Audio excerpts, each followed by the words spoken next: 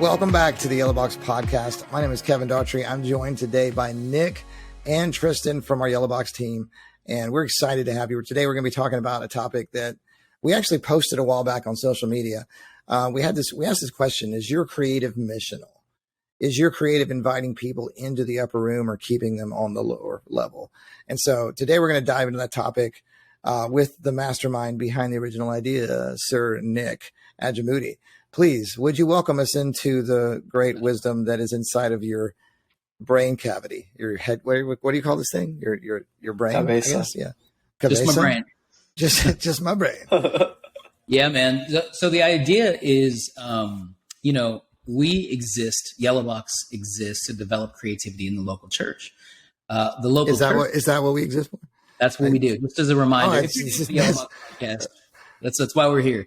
We're trying to make that happen, and part of the local church's mission is to make disciples, right? So to take them on a journey of discipleship, and we know that starts with hospitality and hosting them. And so the idea is, when you think of Jewish homes, there's kind of two floors. There's a lower room and there's the upper room, and the lower room in Jewish times is where you would host people. It's the place where people would come to get fed. You bring out your best and brightest, so your fine china, your best meals. Maybe you're creating an environment. Maybe there's music and an atmosphere and tables and furniture. It's all set out to host people. They're gonna experience your best and your brightest there in the lower room. Well, the idea is that as people come into the lower room and experience that in your churches, they're experiencing your best and your brightest. So they're experiencing your parking lot team. They're experiencing your lobby life. They're experiencing your worship, right? Your worship experience. They're experiencing your kids programs, your youth programs, your Wednesday nights, your pastor, his preaching style, your worship style.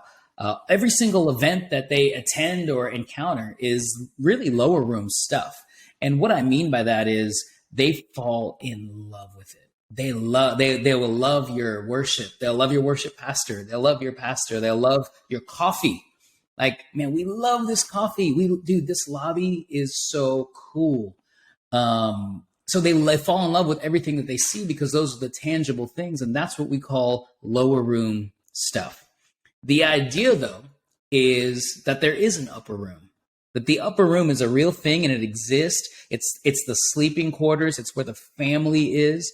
But the idea is that, are we as in our creative and in our church inviting people up to the upper room? And the idea behind that is, what is the upper room? What's in the upper room? The upper room is your core mission. It's your core values.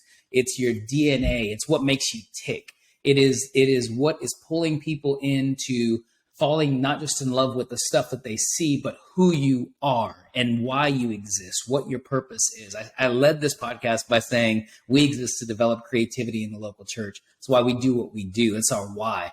Well, you want to invite, like, it's the job really of every person on staff at a church and on team at a church to lead people to the upper room, so that when, and it's not a matter of if, it is only a matter of time and when, that all the lower room stuff changes. I heard somebody say the other day that, like, even senior pastors should call themselves interim senior pastors, because you're not going to do it forever.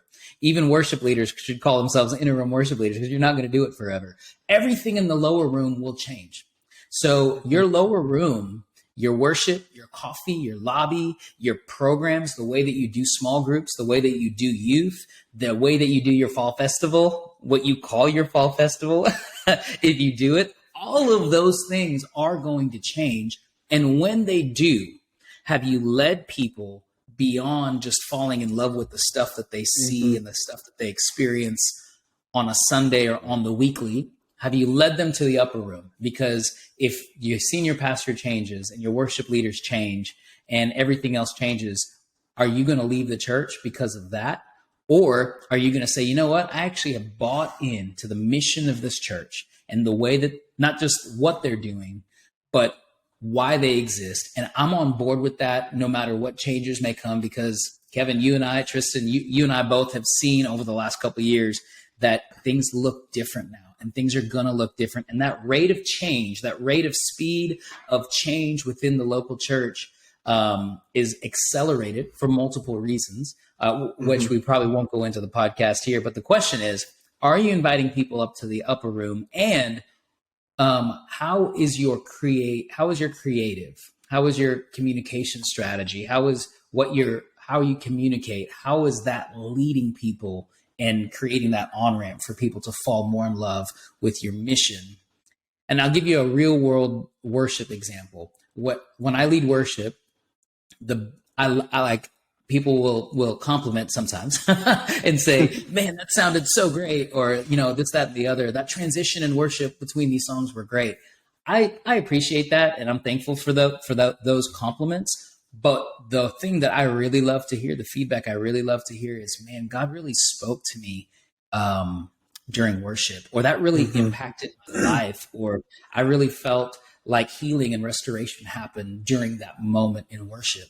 Because for me, the mission of what we're trying to do is help people encounter the love and the grace and the mercy of God, whether it be through worship, whether it be through your creative design, your video, website, what social media, whatever it is that creative element helping to lead people to Jesus, which is the main thing. That's good. That's good. And I think all of that is important. Like, obviously, yes, the goal needs to be leading people to the upper room, but don't forsake the lower room as well. Because if you walk into a house and it's, rough and the food is not good, and, it's your first time being there, it's a nice event, and they give you the old Dixie cups, then that's not what you should be shooting for either. But yeah, that's so good. The importance of bringing people and getting them to have that experience, because that's the defining factor in people's lives, is that experience with Jesus and everything. So that's good. Well, I mean, like you brought up the point. I mean, if you want people to stay around, so the idea of not just retention of members, but retention of staff, retention of leadership, having that community, having that kind of deeper rooted experience is the thing that's going to help bridge the gap there. Barna released a report last year, towards the end of 2021, saying that 38% of U.S. pastors have thought about quitting full-time ministry in the past year, which obviously was in the pandemic, but that's a pretty hefty amount. And so there's only like 360,000 churches or less in the United States of America. So like, to have that large percentage is basically going, all right, like, I'm done. I'm out. I think this is it for me. That's not saying that those churches would shut down, but there's a lot of people that have transitioned out. We've seen that with, churches all across the country, as people leaving, moving into different sections of their career, transitioning out. And so it's definitely like the Great Resignation hit the local church from a staffing perspective, and it also hit from a membership perspective. Yeah. So, if you want to create deeper experiences, I think there's a balance. Like Tristan was saying, you don't want to have this crappy first floor experience either, like where it's just like where grandma yells at you for sitting in her seat. Like you got to have a culture that's definitely AKA their pew. Their pew, right? Sorry, not their seat, their pew. Because if you're in a church with pews, no offense, it's great. Pews are awesome, but if grandma has a name on that pew, don't sit in grandma's seat for sure. No, but I think that there's something we're not immune. We're not immune to this. The church is not immune to those things, and we have to think deeper about what matters most to us as a local church. What matters most to us, when it comes to how we view ourselves as an organization, how we communicate, and how we take people on a journey.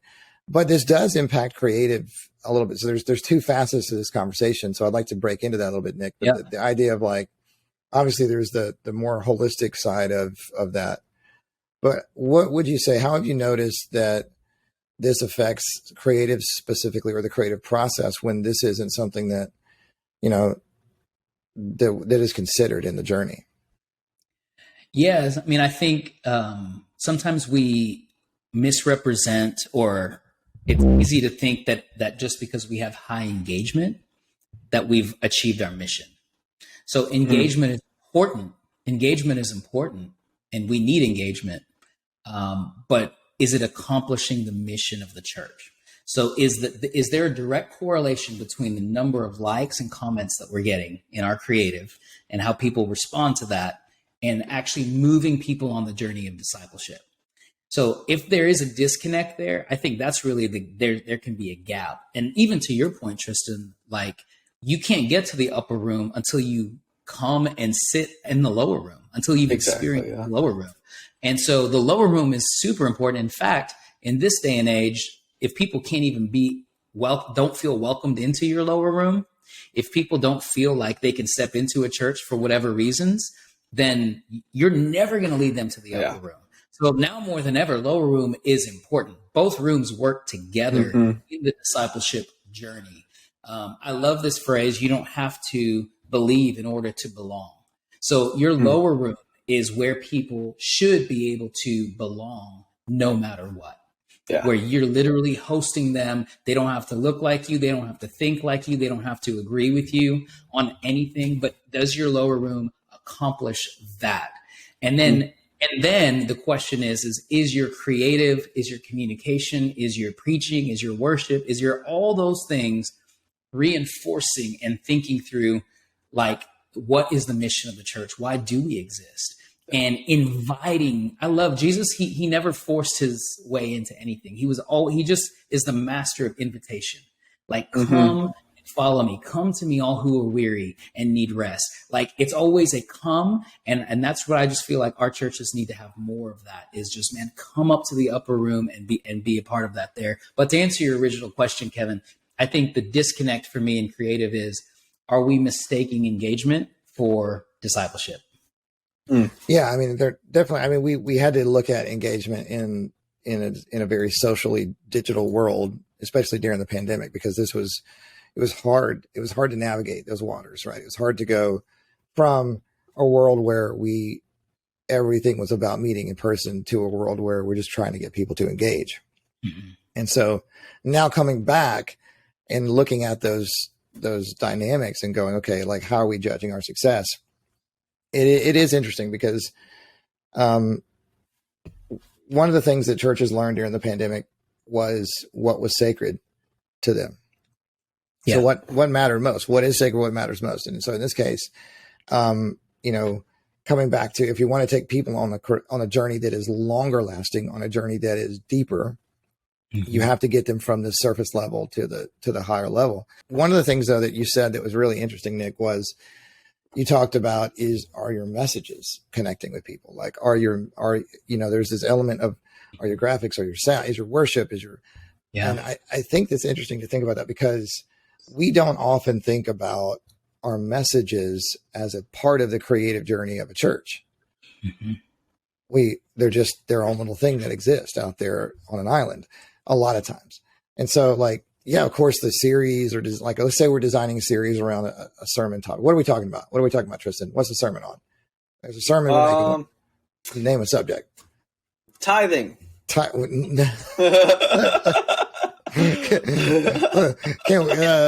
to veto that one. Let's go.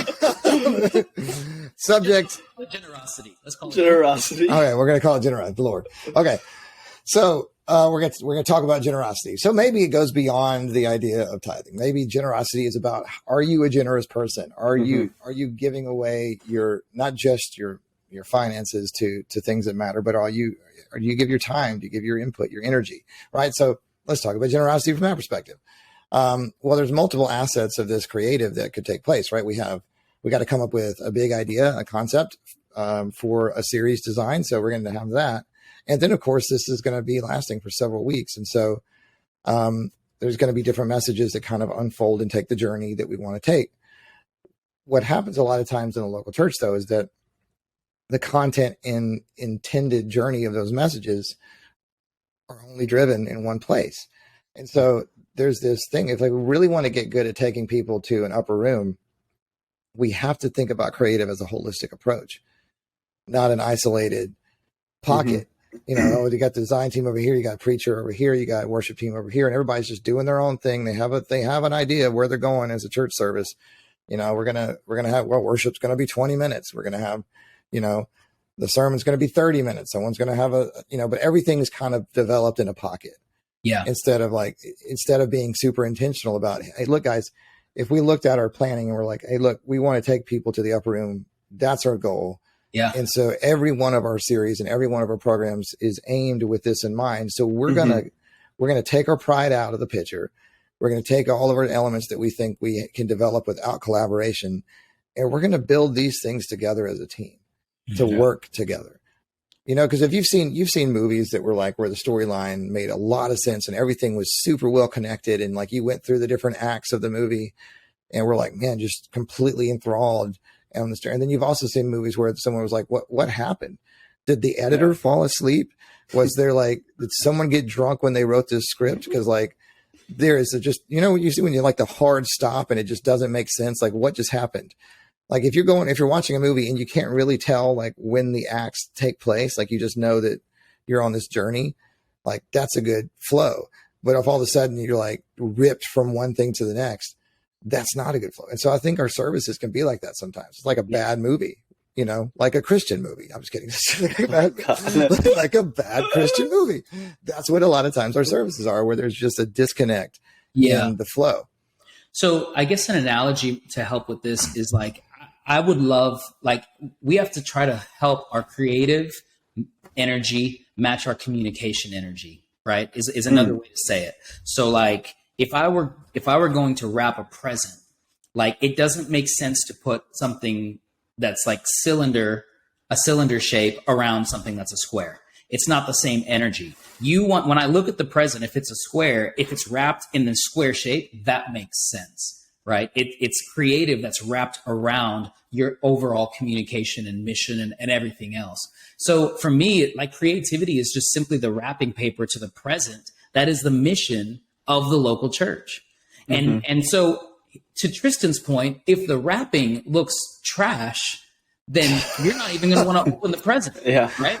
You're not even going to want to open the gospel because it's like that's me. I'm terrible at wrapping gifts. Why are you using newspaper to wrap this gift? This is my birthday. Like, who did this wrapping job? Like, I get made fun of. Whereas my wife, on the other hand, when she wraps presents, she uses like special yarns and garlands and bows. And I'm like, where did you find this? And then I unwrap the present. She's like, don't throw that away. Like, that's really good wrapping. Like, we do that with churches all the time. Don't throw that away. That's really good creative. Like let's remember this moment. Let's remember this series. Let's remember the creative. I'm all about celebrating it. But like, can we get to the actual present? Can we get to the mission? Can we get to the gospel? Let's get past the shiny stuff and get to the meat of it, not just as a staff and as a team, but like we also want to lead our people there too. So like, let's move people past the hospitality, which is vital. It is so important. But let's think about, man, how creatively can we do that? And to your point, Kevin, I think like you cannot disconnect creativity from communication. It's just, they're married. You cannot disconnect creativity from vision and mission.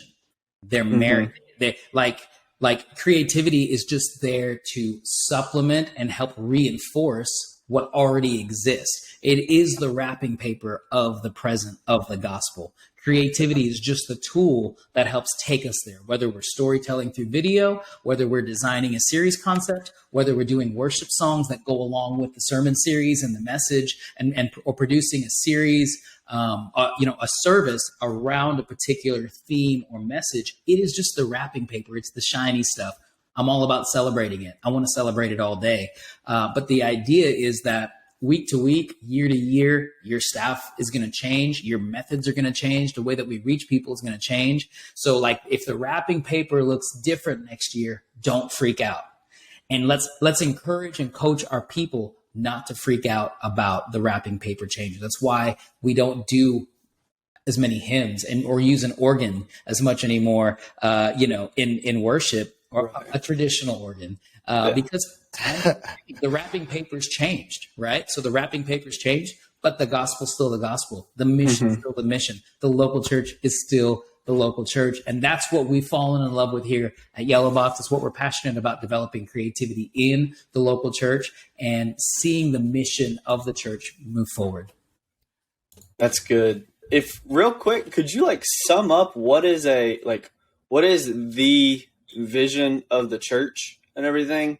Just because it's all this wrapping paper, all of the creativity, all of the, great music, great coffee, all of the stuff that we have and everything. What does that lead to? If you could put it in words, what is the vision, the mission that we're trying to get to as the church? So in biblical terms, for me, it's go therefore and make disciples in all the world. And that's what we try to further. That's what we try to see in churches is go therefore and make disciples. And so we love to see that. We love to see people saying yes to Jesus and following him. And so that ultimately is what we're trying to help people to do, is to help people follow Jesus and make disciples. Kevin, what do you think? Well, obviously I think that there's a mission and there's a commandments of how we do that, and how we do that is loving God and loving people. Like, it's very simple. It's a two commands, right? Everything about the Jewish law, everything about the 10 Commandments, which were essentially just bullet points for some 600 laws that you're supposed to follow, which even the most devout Jews could not really follow. Like they would always fall short, right? This is, according to the Jewish leaders who became Christians, who wrote what we now call the New Testament, right? So they legitimately were like, we couldn't even do this. I mean, Paul said, man, you want to put that burden on someone? Like, we couldn't even do it ourselves. Yeah. And so really it boils it down to just loving God and loving people. So what is a compelling thing for us as the church to do is to follow those commandments, because if you do love God, you're going to love people. And if you love people, loving people actually causes you not to do things against people, right? Yeah. Loving people includes loving your enemies. Loving people includes loving people who don't agree with you politically. Loving people includes loving people who, identify differently than you. Loving people includes basically all the things that your flesh says not to do. Your flesh is like basically hates people. I mean, I'm not saying you have to be like, if you're antisocial, I'm not saying you have to be pro-social, but the idea of loving people just means that you're quick to forgive. It's like, I'm not going to hold these things against somebody. And so I think that,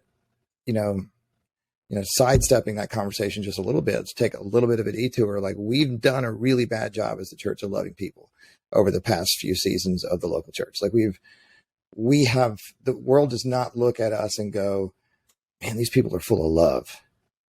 The world looks at us and goes, man, these are some angry, insecure people who call everything that hits us out of left field persecution.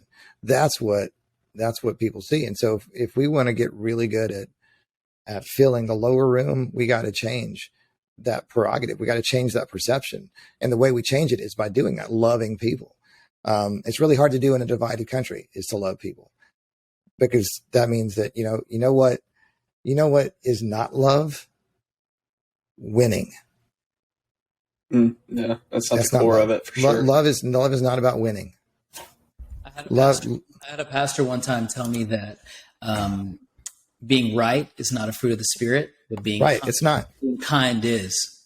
Being kind is. And think about it. Like, humble. Does love say, I told you so?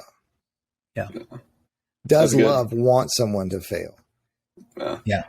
Does love, walk away haughtily and proud? Like, it's really easy to start to see the character of who Jesus is when you look at the way he treated people, the way he treated even, like, dude, if God's an all-knowing God and Jesus was God, then he knew what Judas would do. Right. He knew from the beginning. Right. How many leaders or how many people in local church or just attendees or anybody would be like, man, if I knew so-and-so was going to stab me in the back, would I do the same thing? Would I walk down the road with them knowing what they're going to do? I don't know that I would. I'd have to change my outlook on life to do so. But that's the kind of love that leads to a full lower room. And so one of the things that I wanted to kind of talk about real quick in this journey is, I've been a part of, I was in ministry for 20 years before we started Yellow Box. Nick's been in ministry for a long time. Tristan pretty much grew up on a pew. Just kidding. Somewhere. Yeah. Pretty much. I mean, you grew up in Alabama. You're like, yes, hey, sir. mom, I'm going to read this hymn book. Let's go. I grew up Southern Baptist. I knew it. We actually had hymn books and there were pews. So that's the church that I grew up in. And really, really ugly carpet. I once had a deacon. You've probably been to some deacon position. Burnt orange carpet? Oh no, there was a puke green carpet. Ooh, it was like shag carpet. Right. And I literally wore, it was a youth night one night, and I was walking through, my parents had dropped me off in the front, and I was walking through the sanctuary to go to the fellowship hall. I don't know if you've been to churches that have fellowship hall, but it's like legit, So I'm walking through it. Yeah, and I have a hat on, which I never wore hats, but I wore a hat this day, and this deacon just appears out of nowhere like magic and looks down at me and goes, "Son, don't you know this is the temple of God? Take that hat off your head." And I just remember like thinking, like, I wasn't theologically trained yet or anything, but I just remember thinking, like, in the back of my mind, I thought I was the temple. And then I thought, if this is the temple and this is the best God can do, like, this is bad. Like if this is the temple of God and all we can do is this puke green carpet and ugly wallpaper, then God help us. We've already failed. Like God is a grandpa in an old 70s, 1960s shack somewhere. Like that's what's happening right now. So no, but anyway, to say that, like, I've been a part of churches that, like we've all seen when the front doors are wide open in the lower rooms working really well. But if we don't have that ability to think creatively, systematically about how we bring people from one to the next, then all of our back doors are open too. Yeah. And so you might just be working. You got 1,000 people a Sunday, and that's awesome. Everybody feels the energy, but to maintain that number, to maintain that energy and not have an effective process to hold on to people means that, like, you got to do everything you're doing to get the same people just to rotate out, because they're coming and going and coming and going and coming and going. And sooner or later it's going to burn out because you're going to run out of people. Like there's not an infinite amount of people in your community. So good. Listen, so we started out by saying that, like, the mission of the church is to make disciples and then love God, love people. So love God, love people, and make disciples. And I just can't help but think of the scripture that says, they will know that we are Jesus' disciples by our love. So it's the combination of, why do people know that we follow Jesus? They know it by our love. So that's how the world is going to know that we're on mission, is if the pervasive theme of our church is love. So then the question is how can we adjust our creative? Do we need to adjust our creative to reflect our church's core mission more consistently? And I know that everything is important in church world. I know that you're going to have dodgeball at the park on Wednesday at 6 and a picnic on Sunday after church and men's breakfast on Saturday. And I know that you're going to have youth camp this summer. And I know that all the things are happening and everything is important and everybody needs to know everything. I get it. But I also know that the world is looking for people who are ready to love, who are ready to love one another and love God and love their neighbor. And so our encouragement is, man, look at your creative, look at your overarching creative communication strategy. And are you communicating truth in love? And how are you communicating that? And then do we need to adjust creativity to help lead people from where they are in the lower room? We obviously want to get them there, but then ultimately marry the mission of the local church, which is to lead with love, empathy, and compassion, but then also make disciples, make followers of Jesus. And so, yeah, I mean, thank you guys for listening. Hey, if you are listening, we do want to know who you are. Like, shoot us a DM on Instagram. Shoot us an email, hello@yellowbox.co. We want to connect with you and just hear your thoughts on this podcast. Hop on our MySpace page and check us out on socials. What is our Instagram for hello@yellowbox? Hello Yellowbox. Hello Yellowbox. At Hello Yellowbox. At Hello. Or you can email us hello@yellowbox.co. And we just want to hear from you, man. Creatives, how are you doing? How is your creative going? We would just love to be an encouragement to you, check out our website, yellowbox.co. There's plenty of resources, other resources, articles, things like that. You can check out some of the stuff we've been up to as well. But what a time to be alive and part of building the local church. And people now more than ever are hungry for hope and community. And we just count it an honor to know all of this creative community and be connected with all of you. And let's continue these conversations.